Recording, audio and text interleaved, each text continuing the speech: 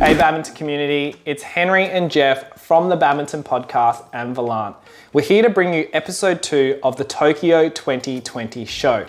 For those of you tuning in for the first time, on this show we will bring you daily updates, news updates, results, opinions, predictions, polls, and so much more. So Jeff, since we last spoke, we've had the opening ceremony and we've just finished up day 1, session 1. So what are your thoughts? It's been pretty fierce competition, hasn't it? I mean, I'd probably say the mixed doubles is probably the most, not the most competitive, but we've had some really tough and strong matches in the mixed doubles.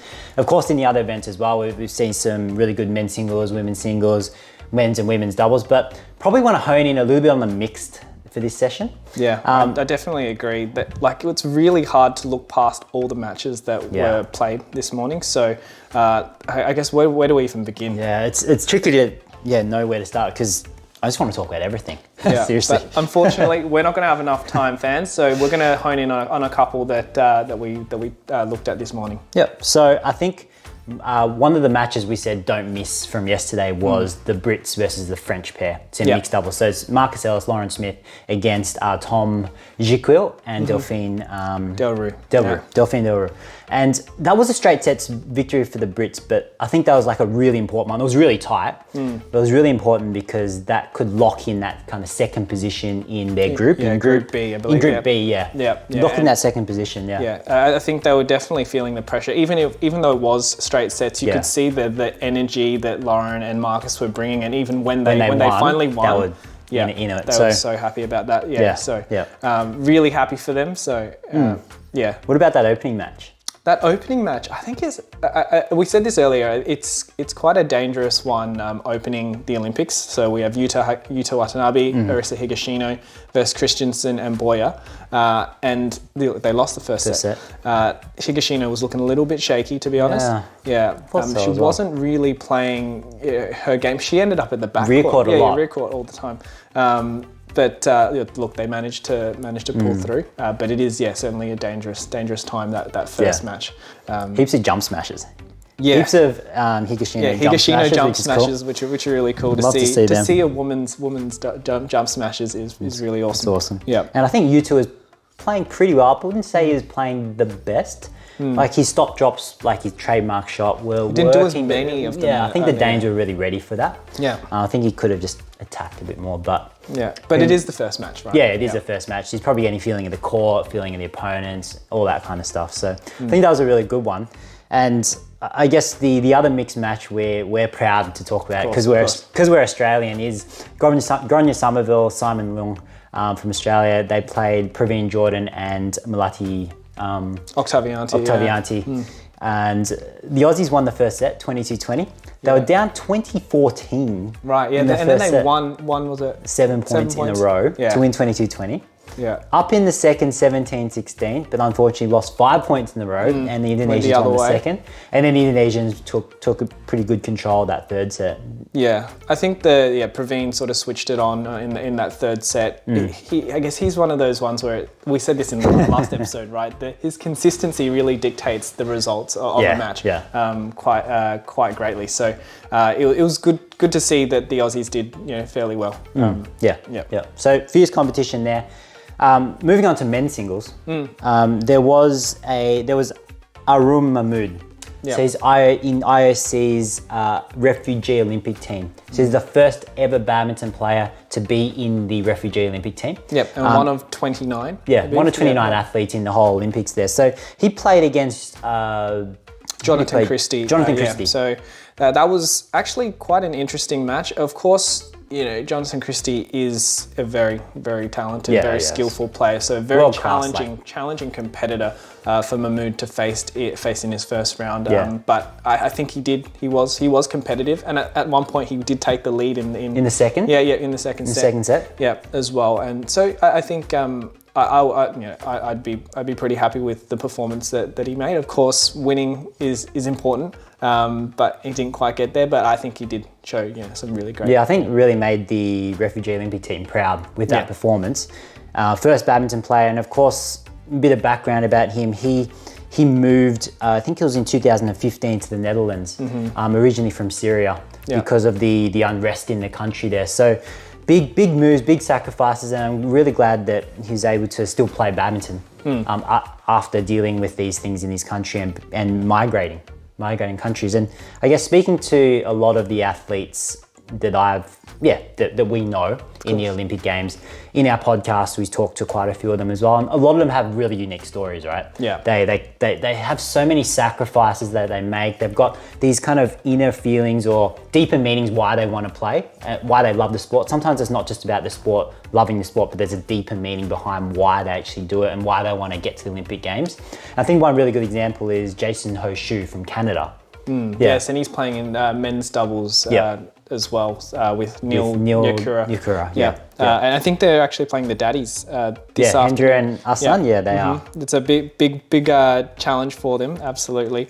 But yeah, you were saying that Jason has had his fair share of hardships and challenges, sacrifices, and I guess his reasons of why he continues to play. So let's check that out. I guess when my father passed away,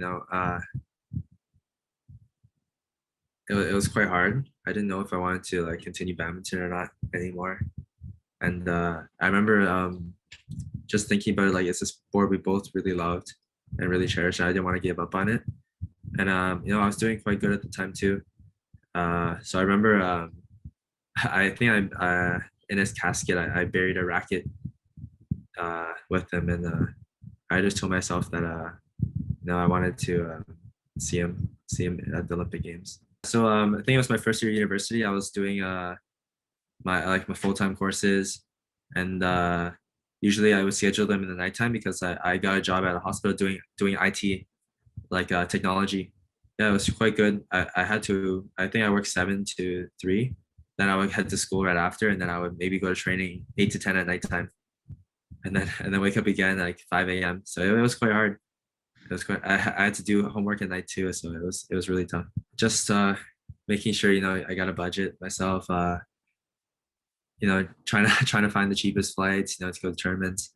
Like most of us usually don't stay at the tournament hotel because it's a lot more expensive than maybe some other local hotels that are just a little bit farther. We try to find those or Airbnbs.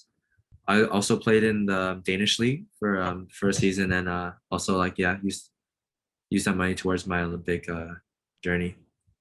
Yeah, so Jason, great guy, really nice to talk to. So if you ever get to have a chat to him, you should. But yeah, great story, and I'm so glad that he could make it, and I'm sure his dad is really proud of him and what he's doing. So this is the part of the show where we bring on some international guests so that we can discuss what's happening in the games, their opinions and their thoughts as well. So we're really excited to introduce to you the first guest for this 2020 show. We've got 𝗏𝗵𝗲 and 𝗧𝗵𝗲 from France. 𝗏𝗵𝗲 and 𝗧𝗵𝗲, thanks for coming on to the Tokyo 2020 show. It's a pleasure to have a chat to you. For those that are tuning in and aren't familiar with the 𝗏𝗲s, we have 𝗧𝗵𝗲, the European Championship gold medal winner singles player, as well as playing doubles with his brother. And that we have 𝗏𝗵𝗲, who just recently won the Orleans Masters and Spain Masters in men's singles as well. Yep. So first question, easy question for both of you. How have the games been for you so far? What results have you been able to see as well? For the moment, we didn't see the match because it was during the night. So we just woke up right now, and we just seen the results. So we've seen the results from the mixed double, the French pair, and the lady single. We know that 𝗏𝗵𝗲 lost against 𝗧𝗵𝗲 from England. So a bit disappointed of the results. We believed they could win, so it was a bit of a surprise this morning. I mean, they certainly have the skills to compete against Lauren and Marcus, but unfortunately went down in 2 sets, which was a very really tight game. What about you, 𝗏𝗵𝗲? The same, because it was too early, but I think we put a lot of hope in the mixed pair. So after in the Olympic Games, we don't know what will happen in the next few days. So maybe they can go through. So we will see. But I think they have a chance to play, and I think they will go on 100% on the next matches. So we are behind them. Yeah, that's a good thing about the Olympics, right? Because of these group stages, if they are able to win their other matches, they can still go through as the top 2 pair in the group. So in terms of the other matches, there's been heaps of other matches, very, very competitive. And the one that we saw also was 2 sisters. So it was 𝗬𝗵𝗲 and 𝗬𝗵𝗲 from Bulgaria. They had a really close match, 3-set match. They just lost the 3rd set against 𝗬𝗵𝗲 from Korea, 23-21 in the 3rd, I believe they just lost. But we were thinking, what's it like to play as brother and sister, or brothers or sisters on the doubles court together? And we thought we'd ask you, what's it like? Do you fight a lot? Is it something that's good, bad? What are your thoughts on that? I think it's like other pairs, there will be bad moments and good moments, of course. But to play men's double or women's double at a high level, you have to be like true with your partner to talk with him and to say the things very directly. So I think being brothers or sisters, it's easier to talk directly and say the real things. To woke up your partner, or just to say like the truth, like come on man, just play this or play the other side, or I don't know. But it's easier to talk with a brother or with a sister on court. There is a better connection, I think, and I think the emotion when you play with your brother, because it's your own family, so the emotion is very high. I think maybe better than with a partner who is not from your family, because it's not the same connection, the same feeling, and I think maybe the confidence rise when you play with your brother, because you have 100% confidence in him, and you know that he will do the best shot he can do, and no matter what happen on court, we're always happy and we just take pleasure. Yeah. So if you were talking to 𝗬𝗵𝗲 and 𝗧𝗵𝗵 right now, as a brother and brother pair, sister and sister pair, they've just lost the 3rd set, what would you want to say to them? Or what would you say to each other if you were in that situation? Yeah, just win the game, like shit with us, but like really. But there is other matches. We know 𝗬𝗵𝗲 and 𝗧𝗵𝗵 from very close for very close time. So because our uncle is the coach, so we know them from a long time ago. So I think they will just stay focused, and they already playing Olympic Games in 2016. So they have the experience, and I think they will handle these kind of matches, and they will play really good on the next few. Yeah, they need to keep the head up and to play the best match in the next match they will have. Yeah, and absolutely, because I think we talked about this a bit earlier, is that because you do have the group stage, there is still opportunity for them. It is a challenging group in itself, but there is still opportunity. So we'll keep on the positive track. We won't talk too much about what the negative sides of being, you know, part of a family partnership, but certainly the wins are just as good, if not better, than when you're not a family from the sounds of it. Now, if we change gears a little bit, guys, what we want to talk about is the men's singles category. We haven't talked too much about that just yet on our first episode and on this episode, but men's singles, you know, coming into the tournament, we would have picked 𝗬𝗵𝗲 previously if the original Tokyo 2020 Olympics was held in 2020, but now things have changed very different. So who do you both tip as the gold medal winner for men's singles? I think there's a few players who have the capabilities to win this gold medal in the Tokyo Olympics. From our side, I think one of the best favorite will be 𝗵𝗲, because he's in the hometown, and he will just play his best badminton ever, I think. But also Viktor Axelsen. He took the bronze medal at Rio, and right now I think he prepared very well, and he's ready to beat 𝗵𝗲. I think it's really hard to say who is gonna win, because the competition is like another level than the normal competition, like World Champions or HSBC World Tour. It's not the same. It's a competition apart, so there is too much level. There is too many good players. It's so dense that, and with COVID, so we don't know the level of every player like Shiyuki or Chenlong. We don't know how they are now. So I think we were just it's like we bet, but we don't know how it's gonna do. But I think we are more for European players like Axelsen and Antonsen. I think they have very good chances to make some good results. Yep, excellent, excellent.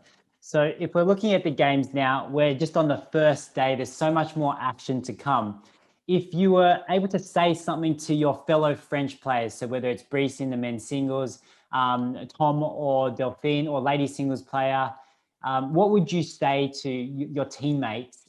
And if you had someone outside of the French team, do you have any messages that you want to pass on to them? Like really big good luck to them for the next matches, and make France shining like on the Olympics, and enjoying all the time there, because it's a huge experience and it's one life experience maybe for someone. So I think we just have to be happy to be on this stage and just play the best badminton without stress or without scares or something like that. Yeah, and enjoy every moment on court and off court during the games.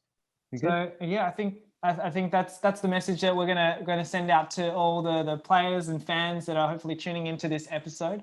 But yeah, we do appreciate both of your time today, Christo and Thomas, for coming on and sharing your thoughts and opinions on the games so far. Good luck to France. We hope they do well. And like we said, we hope that we can turn the losses into some wins in those groups for them as well. We hope so. Yeah, thank you. Thank you.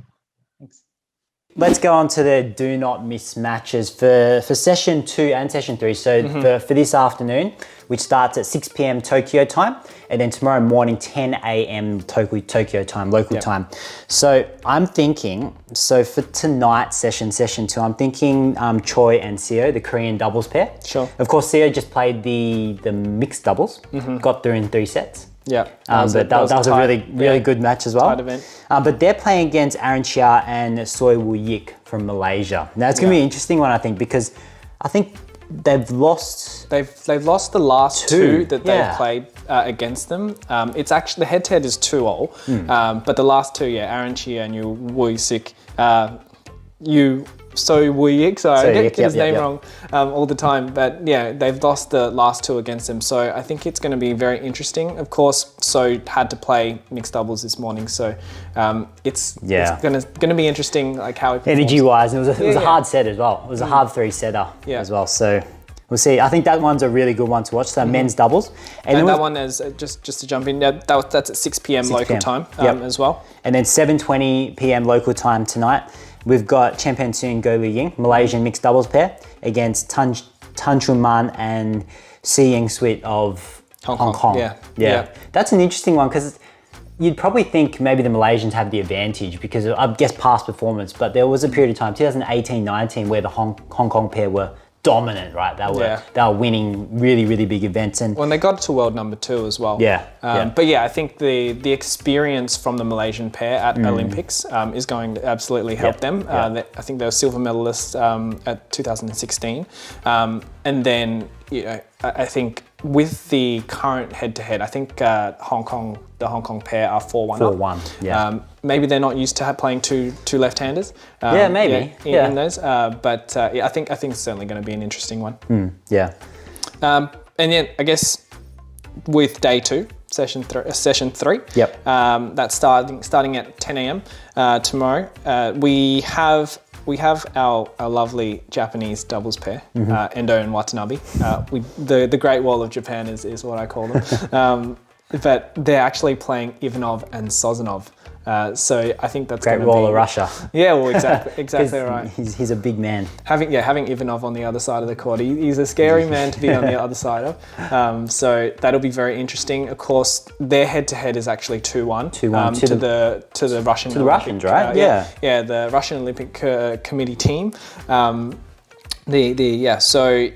I think it's going to be an interesting one, that's for sure. But yeah, I think at the last meeting, the Japanese pair were really able to, I guess, figure out how to compete play. against, how to play against them. I think originally with the steep angles that comes with such height, it's just not the Japanese defense. They're so far back on the court. Usually, I think the steeper angles just were a bit of a challenge for them in the first 2 games that they lost. Yeah, I think they're a little bit of a unconventional pair to play as well. Like the 𝗧𝗵𝗲 and 𝗵𝗏. I think they are a little bit different the way they play, and I'm not sure because it's quite a slow haul, or looks like it anyway. Like defense looks relatively comfortable for a lot of the athletes and a lot of the players. So maybe they won't be able to break through the Great Wall of Japan. Who knows? Who knows? But, so that one's let's at check that out. 2:40 local time. And then the other one is 1:20 local time, and that is between Jordan, 𝗵𝗲 𝗧𝗵𝗲 versus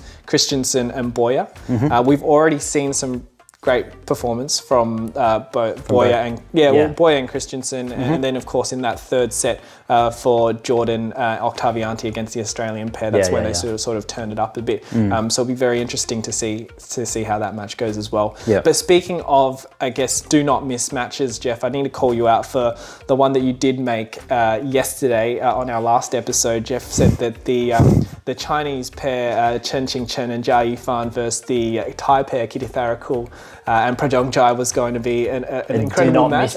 Do not miss match. But 16 love down in the first set said otherwise, Jeff. Yeah, look, in my justification is because I wanted to see how the Chinese would do after not seeing them for so long. So they're up 16 love in the first set, but that just shows that, it just shows that they're doing really well. So that was why I was at do not miss match. But you had Kim and Kong versus Stelliva sisters, which is probably a little bit more competitive. Much more competitive. A bit more competitive than mine, yeah. Yeah. So make sure you do tune into those matches. They're what we think will be really good to watch and really competitive. But of course, it is the Olympic Games, so there's heaps that you can enjoy. And we've been watching 3 screens at once. This is amazing how much badminton we've been able to watch. It's only the first day.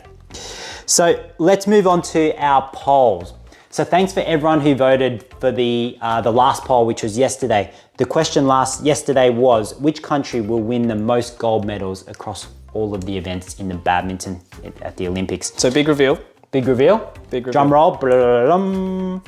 We had 45% for Japan. So most people thought Japan would win the most gold medals. 25% for China, 15% for Indonesia, and lastly 10% for Korea. So thanks for voting for that. We've got our second poll today. Yep, so our second poll question, are you ready for it? Who's going to hit the fastest smash in the Olympics? Jeff, what do you reckon? I think Viktor Axelsen is gonna lay down some bombs. I'm gonna go Viktor. Big Viktor Axelsen with his long arm and his whippy action, and he broke his racket doing a backhand clear. Remember that? Just snapped in half. Yeah, that whip. I can imagine him doing that though. He does have some tutorials on YouTube as well, so if anyone wants to learn how to break a racket on a backhand, then maybe you can check those out as well. But yeah, I think I'll keep in line with the men's singles, and I'm going to go 𝗧𝗵𝗲. Oh, 𝗧𝗵𝗲. Malaysia with Boleh. The smash. Yeah. Malaysia Boleh. Okay. Yep, definitely. He's got a pretty big cannon. He's pretty solid. I mean, big cannon. Very physically strong. Yeah. And like we said, performing very well recently. So we'll see. Cool. All right, and we're up to the raise a racket part. So in terms of who Henry and I are going to raise a racket to today, we are going to go for the Aussies. Now, we are Australian, we're probably a bit biased, but that's okay. We can raise a racket to them. We're raising a racket to... Where is my racket? I don't know. Here, you got to raise this racket. We'll raise it together. Raise this racket to 𝗧𝗵𝗲 Simon Leung, and that's just because they almost had the biggest upset of the Olympics. The Olympics so far. It could have been for the whole thing if they did win. Bad luck to them. Well done to the Indonesians. So we're raising a racket to them. Australian pride, right here, green and gold. Who will you raise a racket to? Who is your favorite badminton player? Who do you really want to share the love with as to why you watch the sport and why you love badminton? And if you don't know how to share your love for them, make sure you hashtag #RaiseARacket and use the badminton racket emoji in all your posts and comments when you do share the love for your favorite athlete, okay? Now, before we finish up, we're just gonna cover the order of play. The next matches are gonna start at 6 p.m. Local time, Tokyo time. And then we're going to see tomorrow morning at 10 a.m. as well. Yeah. And then you'll hear from us before the afternoon session or the nighttime session in Tokyo as well. So we hope you've enjoyed episode 2 of the Tokyo 2020 show, and we look forward to seeing you on the next episode. See you tomorrow.